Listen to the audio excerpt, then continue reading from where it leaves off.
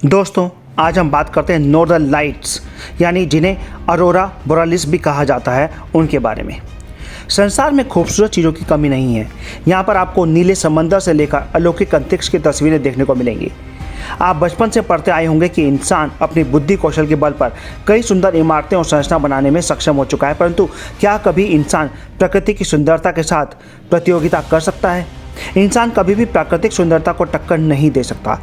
इसलिए तो दोस्तों, नॉर्दर्न लाइट्स जिन्हें हम अरोरा बोरालिस भी कहते हैं, ऐसी भव्य चीज़ों की लोग तारीफ करने से कभी नहीं कतराते हैं। कुल मिलाकर आप ये कह सकते हैं कि कुदरत की इस गजब की संरचना का मुकाबला कोई नहीं कर सकता। जैसे हम लोग अपनी आंखों के लिए चश्मा पहनते हैं, ठीक उसी तरीके से पृथ्वी का भी एक प्राकृतिक चश्मा होता है। जी हाँ, पृथ्वी के इस चश्मे का नाम है अरोरा बोरालिस, जिन्हें नॉर्दर्न लाइट्स भी कहा जाता है। एटमॉस्फेयर में मौजूद ऑक्सीजन और नाइट्रोजन के पार्टिकल्स सूर्य से आने वाली एनर्जी के पार्टिकल्स के साथ रिएक्शन करके पोलर स्काई में हरा, नीला और बैंगनी रंग की रेज का यानी कि किरणों का निर्माण करते हैं। इन किरणों को देखकर किसी का भी दिल चहक उठता है। इन किरणों को पोलर एरियाज में इसे देश के लोग ही देख सकते हैं। इन लोगों को इन किरणों को देखने के लिए इन इलाकों में जाना होगा। नॉर्दर्न हेमिस्फीयर के पोलर एरियाज में हर वक्त ये अरोरा मौजूद रहती है। आपको जानकर हैरानी होगी कि ये रोशनी बेसिकली काफ़ी ऊंचाई वाले इलाकों में दिखाई पड़ती हैं, जहां ये हमेशा मौजूद रहती हैं, जो कि एक बहुत ही गजब की बात है। क्योंकि ज़्यादातर लोगों को लगता है कि ये सिर्फ कुछ समय या कुछ खास समय के लिए ही दिखाई देती हैं, और दरअसल काफ़ी ज़्यादा ऊंचाई वाले इलाकों में, खासतौर से पोलर एरियाज़ में, पृथ्वी का मैग्नेटिक फील्ड बहुत ही ज़्यादा शक्तिशाली होता है। इसलिए यहाँ मौजूद इलेक्ट्रोमैग्नेटिक फील्ड के प्रभाव से एनर्जी के पार्टिकल्स में भी चेंज हो जाता है, जो कि अरोरा के बनाने में मदद करता है।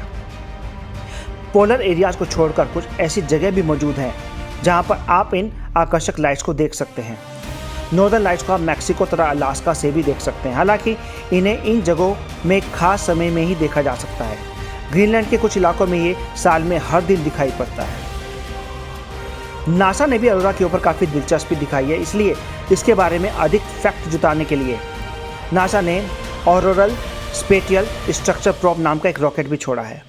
इसे अमेरिका के अलास्का से सीधे नॉर्दर्न लाइट्स की दिशा में छोड़ा गया था। उसके अंदर 7 ऐसे कॉम्प्लेक्स डिवाइसेस लगे थे जो पृथ्वी के एटमॉस्फेयर में मौजूद थर्मोस्फेयर में होने वाले बदलाव की जांच कर अरोरा के बनने की प्रक्रिया को ज़्यादा बेहतर तरीके से हमें समझा पाएँ। वैसे और एक रोचक बात मैं आप लोगों को बता दूं कि अरोरा को अंतरिक्ष में मौजूद ISS से भी आसानी से देखा जा सकता है।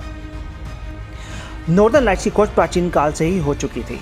देखने में अत्यंत आधुनिक लगने वाले ये रोशनी वास्तव में बहुत ही पुरानी है। वैज्ञानिकों का कहना है कि इन रोशनियों की खोज बहुत ही प्राचीन काल से हो चुकी थी।